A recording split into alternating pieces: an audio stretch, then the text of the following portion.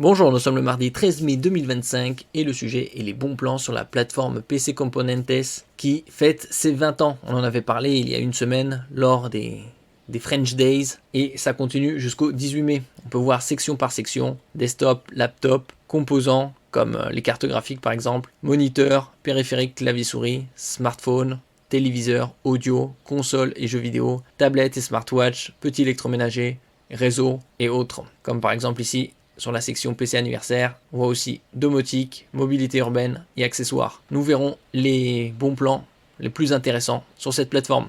N'oubliez pas de vous abonner pour plus de news sur le monde de la high-tech ainsi que les bons plans, également sur mon Twitter et en description sous toutes mes vidéos. Vous pouvez les retrouver dans mes playlists.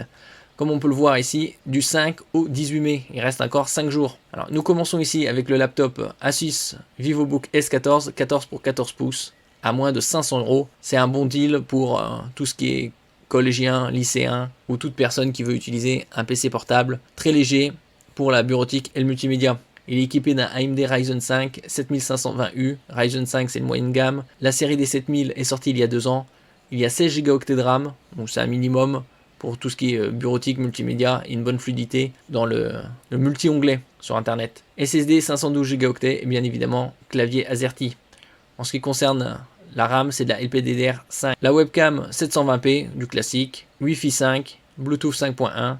Une bonne connectique USB. Vous avez du 2.0 type A, donc rectangulaire classique. Un autre type A, mais en USB 3.2 Gen 1 avec des débits 10 fois supérieurs. Un autre USB 3.2 Gen 1 type C, donc format houblon, comme sur les smartphones, un port HDMI 1.4 pour connecter un moniteur externe, une prise audio combinée, c'est-à-dire casque micro 3,5 mm, pour un poids de 1,38 kg, bien évidemment avec Windows 11 famille. Le suivant ici, c'est une carte graphique avec un GPU Nvidia, le RTX 5060 overclocké OC, et 12 Go de VRAM GDDR7 à 654 € au lieu de 708, moins 8%, pour le gaming en Full HD avec tous les paramètres à fond, ainsi que le QHD.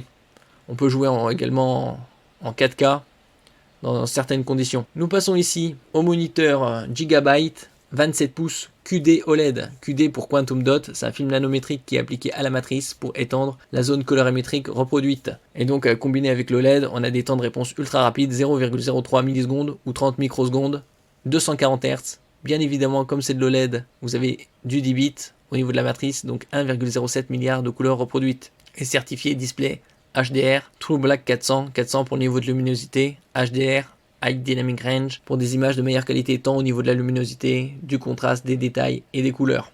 Et il est à 495 € au lieu de 555. C'est le premier moniteur avec 27 pouces 240 Hz à moins de 500 €. L'année dernière, je vous avais parlé de modèles MSI qui était à 240 Hz à 599 € en 240 Hz. Au niveau de la connectique, vous avez du HDMI au nombre de 2, version 2.1, DisplayPort 1.4, la possibilité de le connecter à un bras, que ce soit sur le bureau ou mural, avec la norme VESA 100 mm par 100. Donc ça c'est un très bon rapport qualité-prix pour un moniteur avec définition QHD, c'est-à-dire 2560 par 1440. Si on voit un peu plus en détail la connectique, 2 HDMI, un DisplayPort, un USB type C et un hub USB-B et 2 USB 3.2. Nous passons ici au suivant, le MSI, également en technologie QD OLED en 32 pouces avec une définition 4K, c'est-à-dire 3840 par 2160, également en 240 Hz. Il est à 990 € au lieu de 1377, moins 28%. Il passe sous la barre symbolique des 1000 €. Il a également une connectique USB-C avec Power Delivery 90 watts pour connecter par exemple un smartphone, tablette ou un laptop. Il garde les caractéristiques similaires à toutes les dalles QD OLED récentes. Couverture DCP3 propre au cinéma 99%. Dalle 10 bits, donc 1,07 milliard de couleurs reproduites. Et au niveau de la connectique, vous avez 2 HDMI 2.1, un DisplayPort 1.4A. Ici on passe sur les composants comme le stockage avec des très bons rapports qualité-prix. On trouve de plus en plus de SSD de 1 Teraoctet dans les 50-60 € avec de très bons débits aux alentours de 3500 mégaoctets par seconde, 4005 voire 6000. Ici par exemple avec le Western Digital Black SN850 en version 1 Teraoctet à 82 € avec des débits très élevés ici qui profitent quasi du maximum de ce que le PCI Express 4.0 offre. 7300 mégaoctets par seconde en lecture. Tandis qu'en écriture, c'est du 6300 mégaoctets. On peut trouver un peu plus performant en 2 Teraoctets, 4 Teraoctets et 8 Teraoctets sous la barre des 600 €. Là, il est à 598 au lieu de 672, donc moins 11%. Ici, c'est un Western Digital SN770 avec un prix très intéressant puisqu'il est à 105 €, moins 10% au lieu de 117. Probablement d'ici le Black Friday, c'est-à-dire en novembre, on aura de plus en plus de SSD en 2 Teraoctets sous la barre symbolique des 100 €. Ici, au niveau des performances, en lecture 5150 mégaoctets par seconde, écriture 4850 mégaoctets par seconde. Donc ça, c'est un très bon rapport qualité-prix pour le gaming. On passe ici au disque dur, un SSD SanDisk 2 Teraoctets en externe à 148 € au lieu de 161. Ici, avec des débits en lecture et écriture de 1 gigaoctet par seconde. Au niveau de la connectique, vous avez du 3.2 Gen 2 qui permet de véhiculer des débits de cet ordre. Et il est certifié IP55, IP pour indice de protection 55. Le premier chiffre, c'est contre la poussière, c'est quasi le niveau le plus élevé. Le niveau le plus élevé, c'est 6 et 5, c'est contre les éclaboussures d'eau. Nous passons ici au smartphone Moto G75 de Motorola. Je vous en avais parlé l'année dernière. Il est à 257 € au lieu de 279, moins 8%.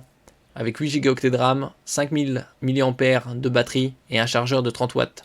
Ici, la particularité de ce smartphone, c'est qu'il est certifié 1000 STD810H, c'est-à-dire la norme de résistance militaire américaine, et également IP68, indice de protection 68, 6, le niveau le plus élevé contre la poussière, 8, contre les éclaboussures et immersion temporaire. En ce qui concerne la protection de l'écran, c'est du Corning Gorilla Glass 5, donc niveau élevé, c'est un bon rapport qualité-prix. 257 €. Au niveau du taux de rafraîchissement, 120 Hz et vous avez un stockage de 256 gigaoctets, extensible avec une micro SD jusqu'à 1 Teraoctet. Ici, norme standard militaire 1000 STD810H. Donc il a passé une batterie de test contre les chocs, les tremblements, l'humidité basse, haute et les températures également. Ici, nous passons au Motorola Razr 50 qui est en dessous de la barre des 600 € à 580 € au lieu de 641. La différence entre le Razr 50 et le Razr 50 Ultra, c'est l'écran externe et quelques composants supérieurs. L'écran externe sur le 50 Ultra couvre davantage de surface, comme on peut le voir à l'image. Ici, la protection, c'est du Corning Gorilla Glass Victus, donc du haut niveau, avec une définition de 2640 par 1080, 120 Hz. Couverture DCP-3 120%, très bon taux. Densité de pixels 413, au-delà de 400 pixels par pouce, c'est un très bon niveau. Et l'écran extérieur est en 90 Hz. Ici, vous avez 8 gigaoctets de RAM et 256 gigaoctets de stockage. Donc pour un téléphone pliable, c'est le moins cher du marché. Ici, on passe au CPU AMD Ryzen 7, moyen haut de gamme, avec le 9800 X3D. La différence avec les autres qui ne sont pas X3D, c'est les X3D, ils ont davantage de cache en L3, donc ils gèrent davantage de données. À 531 €. Ici, comme on peut le voir, cache L3, 96 mégaoctets, un TDP de 120 watts, donc il est bien puissant, sans trop dégager de chaleur. Nous passons ici au Sony PSVR, VR pour Virtual Reality 2, à 441 €, avec une très bonne qualité au niveau des écrans OLED, définition 2000 par 2040, prise en charge des images HDR 4K jusqu'à 120 Hz. Et nous terminons ici par la domotique avec un robot nettoyeur autonome, le Roborock Q5 Max Plus à 227 au lieu de 276, moins 18%. Pas besoin de passer l'aspirateur, il le fait tout seul. Autonomie jusqu'à 240 minutes, 4 heures. Surface d'aspiration maximale 350 mètres carrés. Merci pour votre écoute et à la prochaine.